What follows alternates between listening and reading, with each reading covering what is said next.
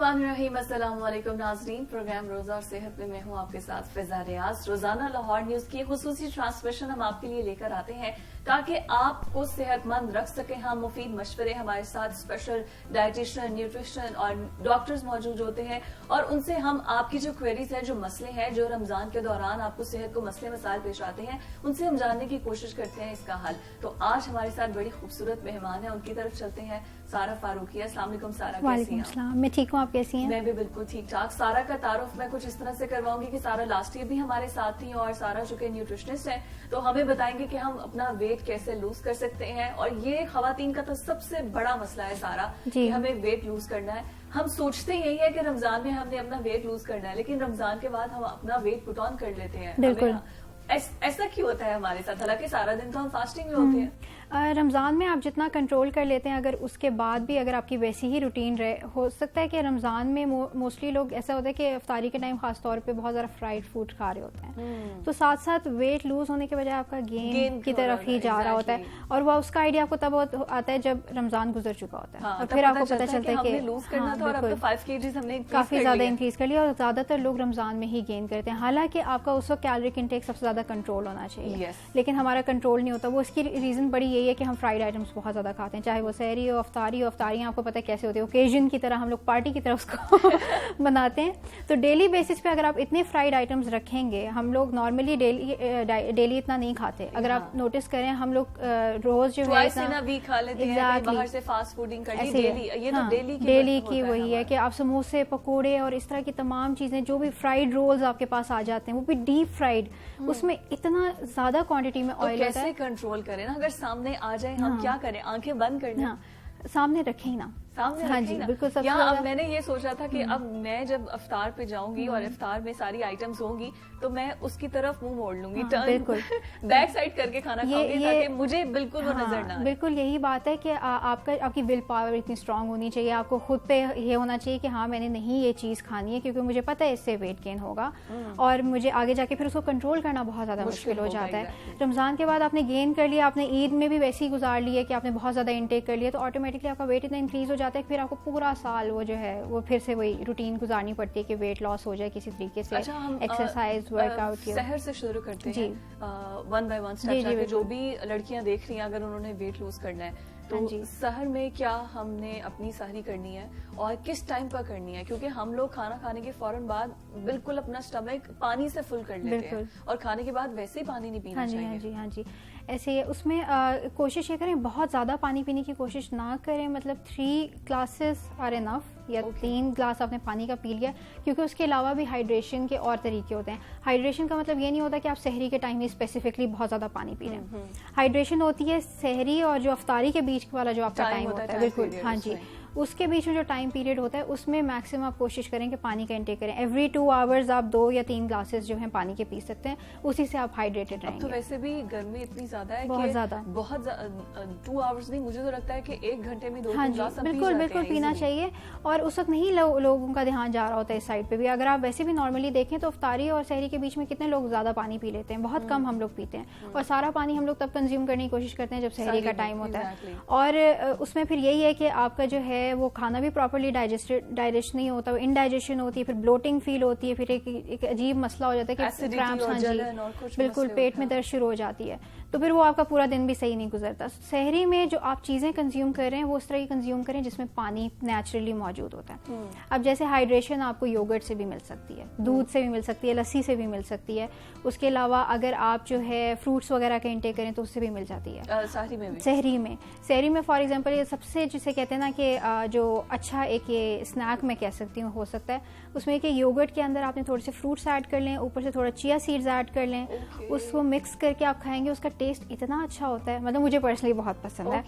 तो वो अगर किसी ने उसमें मज़ीद शुगर ऐड करनी है, शुगर ना ऐड करें, उसमें आप फ्रूट्स ऐड करेंगे ना तो उसमें मिठास ऑटोमेटिकली आ जाती है। सीजन है, हाँ जी, एप्पल का है, बिल्कुल वो चीजें ऐड कर लेंगे तो आप इजीली उसके साथ खाना भी खा सकते हैं। बिल्कुल, वो आपने हाफ कप ले लिया, साथ में आपने अपनी होल व्हीट रोटी ले ली, उसके साथ अंडा खाना है, आपने कबाब खाना है, आपने अगर लेफ्ट ओवर सालन पड़ा हुआ है थोड़ा सा तो आप वो भी यूज कर सकते हैं। लेकिन बात सारी वही है कि इन चीजों को आपने जो है ना ना मैनेज करना है, और हाई फाइब्रस फूड होना चाहिए आपका सहरी के टाइम, तभी आपको पूरे दिन में आप फुलनेस फील करेंगे, आपको ज़्यादा भूख नहीं लगेगी। भूख ज़्यादा इसलिए लगती है क्योंकि आप जो है सहरी के टाइम इस तरह की चीज़ों को कंज्यूम करते हैं जो कि फाइबर जिसके अंदर नहीं होता। फाइब्रस फूड्स आपको ज़्यादा देर तक सेटिस्फाइड रखते हैं, फुल रखते हैं। उसमें होल व्हीट आटा जैसे इस्तेमाल कर लें, या फिर अगर आप ब्राउन ब्रेड या मल्टीग्रेन ब्रेड यूज़ कर सकते हैं। ओट्स का इस्तेमाल किया जा सकता है, जैसे ओट मील बना लें या फिर ओट्स पॉरेज बना लें, वो आपकी मर्जी है। तो उसमें फाइबर की क्वांटिटी बहुत ज़्यादा होती है, और फ्रूट्स में तो नेचुरली फाइबर मौजूद है। तो अगर आप ये साथ साथ इंटेक करते हैं और प्रोटीन का भी साथ में इंटेक करते हैं तो सेटिस्फाइड आप ज़्यादा देर तक रहेंगे, आपको पूरे दिन में ज़्यादा भूख नहीं लगेगी। तो ये अगर आपकी सहरी हो ना तो सबसे बेस्ट ऑप्शन है। ओके, ये हमारी सहरी हो गई। सारा दिन हमने इबादत की और हमने रमजान रोज़ा जिस तरह भी गुजारते हैं, लेकिन रोज़े में प्लीज सब्र किया करें क्योंकि बहुत लड़ाइयाँ देखने को मिलती हैं। खैर, इफ्तार के टाइम पे जब एवरीबडी स्टार्विंग, सब सामने खाना पड़ा है, तो हमें सबसे पहले क्या खाना चाहिए, किसकी तरफ? क्योंकि अक्सर लोग डाइट करते करते खजूर को इग्नोर कर देते हैं कि शायद इसमें मीठा है, तो इसको इग्नोर करना बेहतर है क्योंकि ये मीठा अंदर चला जाएगा, लेकिन दैट्स अ नेचुरल स्वीट। हाँ जी, बिल्कुल, दैट्स नेचुरल स्वीट, और उसमें जितनी ज़्यादा ग़िज़ाइयत मौजूद है, आप ये देखें वो सुन्नत से भी साबित है कि अगर आप जो है उसको सबसे पहले अपना इफ्तार जो है उसी के साथ ही आप स्टार्ट करें।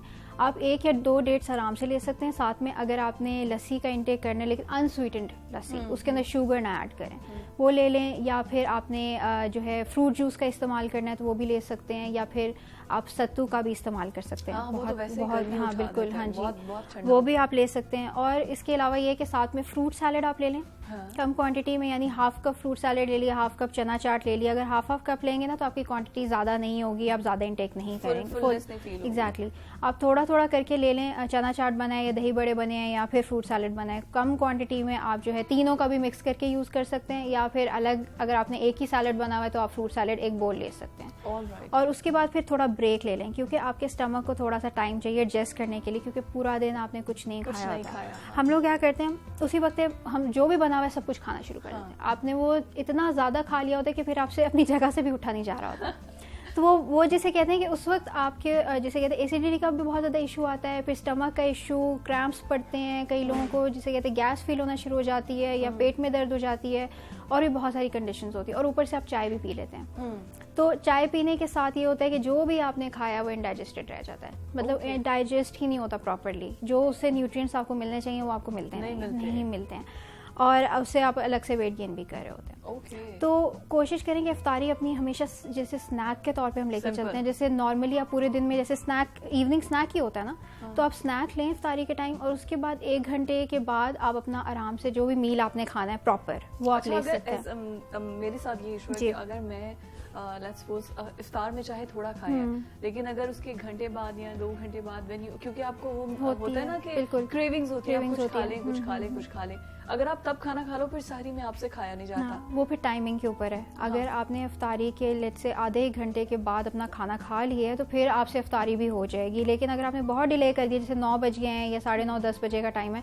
उस वक्त आपने सिर्फ स्नैक लेना है। उस वक्त फिर प्रॉपर मील ना ले, कोई छोटा मोटा स्नैक ले लें, क्योंकि पता है आपको कि कुछ घंटे के बाद हमने स्किप करना है, हमने मील सिर्फ सहरी में करना है, तो फिर क्या इफ्तार से सहरी तक हम क्या मील्स में ले सकते हैं? पोर्शंस क्या हो सकते हैं? पोर्शंस आप इस तरह से कंट्रोल करें कि इफ्तारी में स्नैक ले लिया, फिर उसके 2 घंटे के बाद कोई स्नैक ले लिया, इस तरह से भी लेके चल सकते हैं। कई लोग प्रॉपर मील लेना चाहते हैं तो इफ्तारी में एक बड़ा मील ले लेते हैं, यानी कि रोटी सालन कुछ इस तरह से कुछ खा लिया और एक साथ ही खा लेते हैं, और फिर उसके बाद फिर वो रात में फिर उनको भूख लगती है तो फिर वो कुछ और खा लेते हैं, वो फिर एक्सेसिव अमाउंट ऑफ कैलोरीज का इंटेक हो जाता है। आपने जो रात के जो 9 बजे के बाद वाला टाइम है, इसमें आपने सिर्फ स्नैक्स लेने। इफ़ यू आर अवेक, अगर आप जाग रहे हो, आपने अभी सोने का टाइम नहीं है, आप नहीं सो रहे हो, तो आपने सिर्फ स्नैक्स लेने हैं। उसमें योगर्ट हो सकता है, उसमें फ्रूट्स हो सकते हैं, उसमें मज़ीद 1-2 खजूरें हो सकती हैं, आप ऐड करके मतलब इस्तेमाल कर लें। उसमें थोड़ा और सीड्स वगैरह भी आप यूज़ कर सकते हैं, वो ऐड कर लें, तो उससे होगा फुलनेस भी आपको आएगी। नट्स का भी इस्तेमाल किया जा सकता है, दूध का इस्तेमाल किया जा सकता है, ठीक है। 1 कप वार्म मिल्क, उसके अंदर थोड़ी सी हल्दी मिक्स कर लें, सबसे बेस्ट है आपकी बॉडी में, क्योंकि नेचुरली हम डेली बेसिस पे हम जितना काम कर रहे होते हैं, या आजकल आप देखें स्ट्रेस कितना ज्यादा है, हाँ, वो तो इनहेलर है, बिल्कुल वो आपकी बॉडी में जितनी भी इन्फ्लेमेशन है वो उसको कम करने में हेल्प करता है, अगर आप डेली बेसिस पे भी यूज करते हैं। और वो भी मैं कहूँगी जो हल्दी, जो नेचुरल हल्दी होती है, जो आपको मतलब मार्केट से शायद नहीं मिलेगी, क्योंकि नॉर्मली जो मार्केट में आपको हल्दी मिलती है वो सही नहीं होती है। ट्रू दैट, उसको कलर किया होता बिल्कुल है, बिल्कुल ऐसे ही है, बहुत सी ऐसे चीजें होती हैं। हाँ जी, अगर आपको कहीं से वो जो ऑर्गेनिक हल्दी मिल जाती है, कहाँ से सारा, ये कहाँ से मिलेगी? हम ये भी आपसे ही पूछेंगे। बहुत सारे ऑनलाइन इस तरह के हैं जो ये काम कर रहे हैं, जो मतलब जिनका बिजनेस है एक्चुअली, जो ऑर्गेनिक फूड्स का जो काम करते हैं, और ऑर्गेनिक जो मार्केट भी है वहाँ से भी आपको ये मिल जाता है, बस आपको ढूंढने की ज़रूरत है। तो वहाँ से आपको ड्राइड अगर मिल जाए हल्दी, जैसे फॉर एग्जांपल मैं ड्राइड वाली लेती हूँ जो बिल्कुल सूखी हुई होती है, उसको अपने घर जाके खुद ही ग्राइंड करना होता है। ओह, उसमें फिर तो आप कोई भी मिलावट नहीं एग्जैक्टली, उसमें कोई मिलावट नहीं है, आपको पता है वो कैसे बनी हुई है। तो और उसका टेस्ट भी बहुत अच्छा होता है, अगर आप कंपेयर करें बहुत डिफरेंस है दोनों के। अभी मैं आपसे प्रोग्राम के बाद पूछती हूँ ये कहाँ से ठीक है। अच्छा, और मतलब ऑब्वियसली मार्केट तो हर चीज की है, लेकिन आपको सर्च आउट करना होता है, इसका करना होता है। बिल्कुल एग्जैक्टली, यही बात है कि आप कितना विलिंग है कि आप चाहते हैं कि आप हर चीज हेल्दी ऑर्गेनिक चीजें ही आप कंज्यूम करें। ये भी चीज क्लियर कर दें कि आजकल ये जो हम तो आयोडीन वाला सॉल्ट कहते थे कि ये सबसे बेस्ट है और यही यूज करना चाहिए, अब एक पिंक सॉल्ट आ गया है कि आप पिंक सॉल्ट को यूज करें। वो प्राइसेस का थोड़ा डिफरेंस होता है, लेकिन इज इट हेल्दियर कि अगर आप हिमालयन सॉल्ट जिसे हम कहते हैं, पिंक सॉल्ट, हाँ जी, तो आप उसको व्हाइट सॉल्ट से हम पिंक सॉल्ट की तरफ स्विच कर जाएं? बिल्कुल बिल्कुल स्विच कर सकते हैं, बल्कि मैं स्विच कर चुकी हूँ ऑलरेडी। हमारे खाने वगैरह में हम लोग वही पिंक सॉल्ट ही मोस्टली यूज करते हैं, वो सबसे जो है वो बेस्ट ऑप्शन है अगर आपको किसी अच्छी जगह से वो मिल जाता है। क्या उसके फायदे क्या हैं? देखिए, ओवरऑल आपकी हेल्थ के ऊपर उसके बहुत बेनिफिट्स हैं। आपकी जिसे कहते हैं कि सेहत बहुत अच्छी होती है, यानी मेटाबॉलिज्म आपका बहुत अच्छा होता है, आपकी ओवरऑल बॉडी के ऊपर उसके बहुत ज़्यादा बेनिफिट्स हैं। मतलब अगर आप कंपेयर करें ना कि वाइट सॉल्ट से वो अगर पिंक सॉल्ट को अगर हम कंपेयर करें तो वो ज़्यादा बेहतर ऑप्शन है, वो ऑर्गेनिक ऑप्शन है एक तरह से। तो इस तरह से जैसे हम देखते थे कि वो नमक के पूरे ऐसे पीसेस भी होते हैं, उन पीसेस को ग्राइंड करके ये पिंक सॉल्ट जी बिल्कुल बिल्कुल, तो वो फिर बजाय कि वो आप पिंक सॉल्ट, अब आप खुद भी तो नहीं इतना ग्राइंड कर सकते, वो थोड़ा सा हार्ड भी होता है, उसमें टाइम भी काफी कंज्यूम होता है आपका, लेकिन अगर आपको कहीं से वो बिल्कुल ही पाउडर फॉर्म में मिल जाए तो बेस्ट ऑप्शन है। फिर यही मसला है ना कि अगर पाउडर फॉर्म में मिल भी रहा है तो हमें ये नहीं पता कि इज दिस प्योर और नॉट। हाँ बिल्कुल, क्योंकि ये एक बहुत बड़ा क्वेश्चन मार्क है कि यहाँ पे तो माशाल्लाह रमजान में रोजे पूरे रखने हैं, आपको बताऊंगी कहाँ से लेने। बस ठीक है, रमजान में हम रमजान पूरा रोजे पूरा रखते हैं, लेकिन बेईमानी करते हुए हम बिल्कुल लिहाज नहीं करते, ऐसे ही तो ये भी हमारे के ईमान का हिस्सा है। खैर बात हम सेहत की कर रहे हैं, सिर्फ बजाय कि हम मॉरल वैल्यूज की तरफ चले जाए। अच्छा, अब जैसे लड़कियां जो वेट लूज करना चाहती हैं, लड़के भी, लेकिन लड़कों से ज्यादा लड़कियों का होता है, अच्छा वो कंट्रोल भी करती हैं, एक्सरसाइज जो मिस कर जाती हैं, एक्सरसाइज करनी चाहिए फास्टिंग में, अगर आप इफ यू आर फास्टिंग तो इफ्तार के बाद करनी चाहिए या जब आपने रोजा रखा होता है तब करनी चाहिए। और बहुत ज्यादा जैसे सालों साल का जमा हुआ फैट होता है बॉडी पे, वो जल्दी रिड्यूस भी नहीं होता। और लड़कियां समझती हैं कि अगर हमने एक हफ्ता डाइट कर ली है ना तो इसका मतलब है कि हमारी बॉडी से फैट उतर जाएगा। अच्छा, ये ना मैं सबका कॉन्सेप्ट इसमें जो है ना क्लियर करना चाहती हूँ कि वो जो आप एक हफ्ते में जो आप लूज कर रहे होते हैं, आप खुद को स्टार्व कर रहे होते हैं कि हमने कम खाना है और एक्सेसिव एक्सरसाइज करनी है, वो मेजरली आप अपना वाटर लूज कर रहे होते हैं या मसल मास लूज कर रहे होते हैं, और मसल्स की आपको जरूरत है, ठीक है। आप मसल्स लूज कर जाते हैं और उसके बाद जैसे ही आप अपनी रेगुलर डाइट की तरफ आते हैं, वो सारा जहाँ जहाँ मसल मास होना चाहिए था वहाँ पे वो फैट वापस डिपॉजिट होना शुरू हो जाता है। तो बेसिकली आप वापस रीगेन फैट्स कर लेते हैं और फिर आपका वेट भी ज्यादा इंक्रीज होना शुरू हो जाता है, जो आपने लूज किया होता है उसे आप डबल इंक्रीज कर जाते हैं। तो इतनी जल्दी रिजल्ट्स अचीव करने की कोशिश ना करें, या तो आपके पास टाइम इतना ज़्यादा होना चाहिए कि आप जो है 4 मंथ्स या 5 मंथ्स, जितना ज़्यादा आपका वेट है या जो आपका गोल आप अचीव करना चाहते हैं, 1 मंथ के अंदर 4 to 5 kg से ज़्यादा लूज करने की कोशिश ना करें। तो ये जो है ये नॉर्मल है, और इसमें ये है कि 4 to 5 kg भी बहुत अमाउंट है अगर वो कंसिस्टेंट में है। समटाइम ऐसा होता है कि हम लोग फौरन से लूज कर लेते हैं, जैसे आपने बात की, लेकिन हम ना पानी का लेवल या वैसे कोई लूज करते हैं और जैसे ही हम आफ्टर अ मंथ देखते हैं तो वो वापस आ जाता है। वो 1 हफ्ते का बस रिजल्ट होता है। बिल्कुल ऐसे ही है। और जैसे हम कहते हैं ना कि आप हाई प्रोटीन डाइट पे चले जाएं, रोटी चावल छोड़ दें। क्यों कहते हैं रोटी चावल छोड़ दें? कभी अगर आप इसकी साइंटिफिक उस पर चले जाएं तो उसमें होता ये है कि आपकी बॉडी में जैसे कार्ब्स, क्योंकि स्टोर होता है आपकी बॉडी में एज ग्लाइकोजन, बॉडी के अंदर स्टोर होता है, वो आपको एनर्जी देने के लिए स्टोर होता है, और उसमें थोड़ा पानी भी स्टोर हो जाता है। तो जब आप कार्ब्स का इंटेक छोड़ देते हैं और कार्ब्स आपकी बॉडी से लूज होने लगता है तो पानी भी लूज होना शुरू हो जाता है। जब पानी लूज होता है तो ऑटोमेटिकली आप वेट लूज करते हैं। और 70% बॉडी तो हमारी बनी पानी से है। जी, और आपको पानी की जरूरत है। पानी लूज करके अगर आप वेइंग मशीन पे खड़े होंगे और आपको नजर आ रहा है ओ मैंने 1 kg 2 kg लूज कर लिया, तो ये अच्छी चीज है। वो एक्चुअली आपने वाटर वेट ही लूज किया होता है। बिल्कुल आपका फैट मैस वहीं का वहीं है जहाँ वो पहले था। फैट मैस इतनी जल्दी कभी भी लूज नहीं होता है। कितना टाइम लेता है? एटलीस्ट 2 to 3 वीक्स तो आपको लगते हैं। ओके। हाँ, और वैसे अगर मैं आपको एक जनरल आइडिया दे दूं, 1 ग्राम ऑफ फैट्स भी अगर आपने लूज करना है तो you have to burn around 3500 calories. 3500 calories for 1 gram. Exactly. मतलब ये, और जब हम खाते हैं तब तो इतना फील भी नहीं होता। हाँ। आप ये देख लें ना, जितनी भी चीज़ों का हम कंजम्पशन हम लोग करते हैं उसमें कितनी अमाउंट होती है फैट्स की।